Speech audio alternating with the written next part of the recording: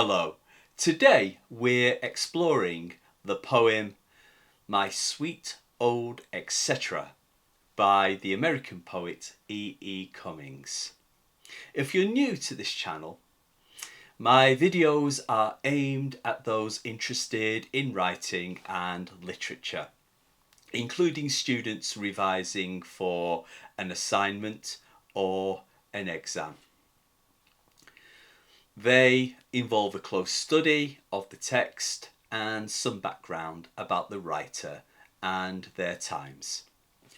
Before we start, if you haven't yet subscribed to our channel, it would be greatly appreciated if you would. Thank you so much. It costs nothing to subscribe and it keeps this channel running. Many, many thanks. I have the poem here, so let's start. My Sweet Old Etc.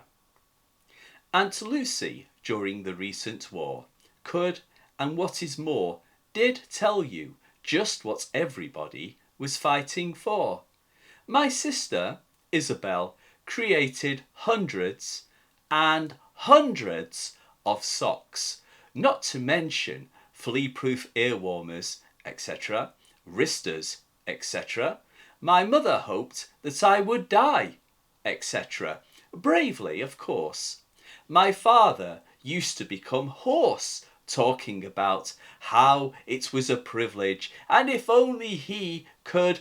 Meanwhile, myself, etc., lay quietly in the deep mud, etc., dreaming, etc., of your smile, eyes, knees, and of your etc. My Old Sweet Etc. is a love poem only E. Cummings could have written. The poem speaker writes to his lover a short time after a war has ended. The recent war he refers to is likely the First World War, in which Cummings served as a driver in an ambulance unit. There's plenty to unpack, so let's start. The speaker's tone is scathing. It's cynical and sarcastic. Etc. conveys different meanings as we weave through the poem. While the speaker risked his life in the war, we learn many others used it to virtue signal. Easy when your life is not on the line. He uses his family members to represent the pompous, hypocritical attitudes he deplores. Notably, Aunt Lucy and his mother and father. Conversely, he admires his sister Isabel and praises his lover. Despite the war providing a background, we must remember this is a love letter to his lover. He targets his aunts and his parents' disagreeable characteristics to elevate his lover's attractiveness. Her qualities helped him survive war's hell. His Aunt Lucy is self-righteous and pompous, a know-all. We learn she would tell everyone, patronisingly, what everybody was fighting for, including the speaker who is actually doing the fighting. He calls her my sweet old etc. Aunt Lucy. He uses sweet sarcastically to make her seem quaint, or to suggest she is far from sweet and kind. Etc. is used to suggest Aunt Lucy is representative of others of her generation, who think they are very knowledgeable about the war when they are not, particularly the modern warfare E. Cummings encountered. In contrast, the speaker admires his sister Isabel. He capitalises her name to show he admires her for her war work, making hundreds and hundreds of socks, wrist warmers and flea-proof ear warmers. Hyperbole, exaggeration, stresses her hard work. Etc. here stresses all the other useful items she and others like her made that brought comfort to those at the front. The war's wretchedness is suggested by referencing fleas and the need for warm clothing, socks and ear warmers. Rather than spouting off platitudes like Aunt Lucy and his father, Isabel does something, working and actively supporting the war effort in practical ways. The speaker then makes the outrageous statement that his mother hoped that I would die, and bravely, of course, suggesting that the death of a hero son would give her status in her social circles, and she would gain sympathy and attention. We sympathise with the speaker because his mother appears self-centred and uncaring. Here, etc., suggests his mother is cold and heartless, unconcerned whether he dies painfully, provided it was bravely. Although darkly humorous, we speculate whether this was true in whole or part, and how the speaker reached his conclusion. We question the speaker's reading of the situation. Would his mother really feel this way? Perhaps his family is dysfunctional, or his mother terribly reserved, which might be misinterpreted as unaffectionate. Whatever the reason, the speaker is clearly upset by his mother's indifference. The speaker then targets his father, represented as an armchair general, talking about how it was a privilege and if only he. Humorously, Cummings lets us, the readers, complete his father's speech. Something like this. If only he was young again, he'd immediately enlist and fight. The speaker quickly dismisses his father's empty rhetoric with, meanwhile, he cuts his father's bluster off mid-flow. Here, etc. is the equivalent of yada yada yada, or blah blah blah. The speaker is saying to us, you know the type of person I'm describing. Those full of bluster and empty rhetoric, empty talk. We learn his father became hoarse by repeating the same platitudes. The speaker is understandably heartily tired of hearing them.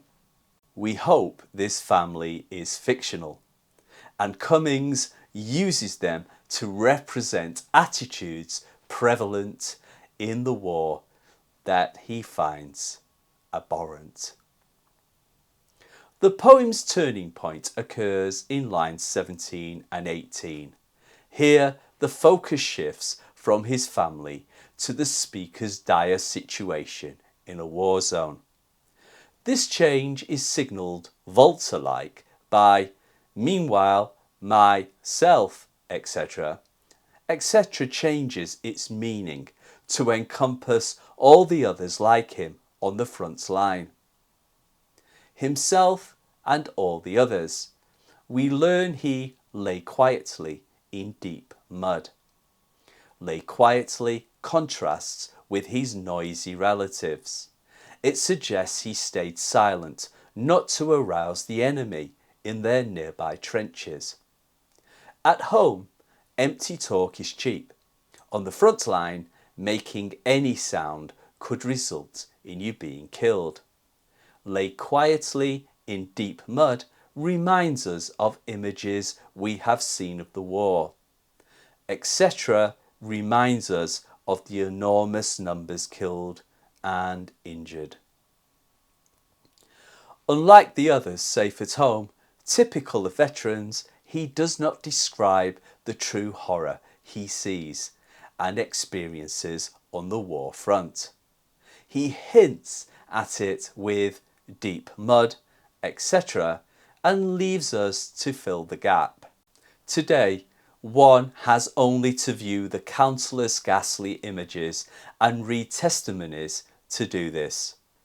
When Cummings wrote this poem in 1926, the war was still in the public mind, including the people who had fought in the war, family members, friends and neighbours. However, the poem is uplifting and ends on a positive. In line 21, the poem focuses on the speaker's lover and how dreaming about her transported him out of his dire situation and brought relief. He compliments his lover on her smile, eyes, knees and her, etc. He places this confession to his lover in parenthesis, brackets, to separate her goodness and positive effect from the others in the poem, indifferent to his welfare. Etc. here can mean several things. It could be her personality or the private parts of her body, and is thus sexual innuendo. It is comical and contrasts with the dark, sardonic humour earlier. Dreaming of returning to her and making love got him through his terrible ordeal. There is much humour, and it's hard not to smile even though the subject is serious. Cummings uses humour to make important points easier to remember. The poem suggests love is a powerful life force, as powerful as hate and war. E. Cummings was a fine poet, capable of writing poems in a formal style, for example sonnets. However, for this lyric poem, he chooses an unconventional structure, noticeably lowercase words throughout, including his name. Cummings is concerned more with the poem's visual appearance on the page. The First World War marked a watershed in the arts, including poetry and prose, as artists abandoned old forms of expression in search of new ways to describe or explore a phenomenon like the war and the significant changes it brought about politically and socially. Include art in this, and Cummings was an accomplished artist. Although there had been attempts to change conventional ways of presenting art before the First World War, the Great War accelerated this. Cummings uses this age of experimentation, which had begun before the war, but the war accelerated change to explore new ways of writing a love poem. At first sight, the poem looks randomly put together, but there is a considered structure. Visually, its broken pattern format suggests the speaker's dysfunctional family and the destruction of the war zone. Its fragmentation suggests the broken state of his mind. His lover is helping heal. The fragmentation is reinforced by including, in part, rhyme. For example, war, more, for, and course and horse. These may seem a little slanted until one makes allowance for the North American accent. Enjambment gives the poem a conversational style, fitting for an apostrophe and addressed to a person not there. Enjambment provides the poem with a breathless pace as if he is stringing together thoughts and emotions as they come to mind, mimicking how we often communicate our thoughts and feelings.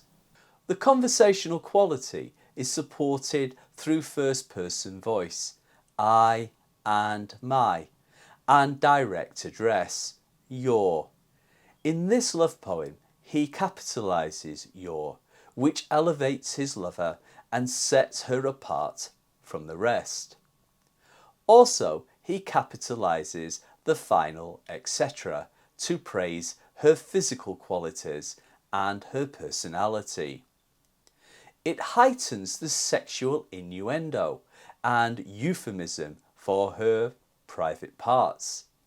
Here, the first-person voice lets the reader be privy to the speaker's innermost thoughts and feelings. His sister Isabel is also privileged by capitalising her name because he admires her. Isabel is possibly a pun for Isabel, a lovely person. Cummings was fond of wordplay. His statement that his mother wished he'd die a hero uses dark humour to confound our expectations and challenge how we view females, especially mothers, as creators and civilisers. Cummings subverts this trope of the anxious mother pining for a son at the front to comic effect and challenges us not to accept conventional notions of motherhood. Etc. is a motif mainly used to brush aside people and items he considers unimportant. He wants to focus on the poem's crucial message, that his love for his lover gave him strength and hope in the direst of situations and brought him safely home. Edward Estlin Cummings, or Cummings, as styled by his editor, was born in 1894 in Cambridge, Massachusetts. Like William Blake, he pursued poetry and drawing, and his gifts were nurtured from a young age by his parents. He later studied at Harvard, where he was drawn to modernist poetry for its non-conventional and dynamic approach. His first poems were published in the collection 8 Harvard Poems in 1917. After living in Paris and meeting various artists and artistic movements, he returned home to New York and continued developing his unique writing style. Thank you for watching this video. I hope you found it interesting and helpful. Check out my other videos on writing and textual analysis, including the works of other prominent American writers. If you haven't subscribed to my channel, it would be greatly appreciated if you would. Many thanks. Until next time, write well.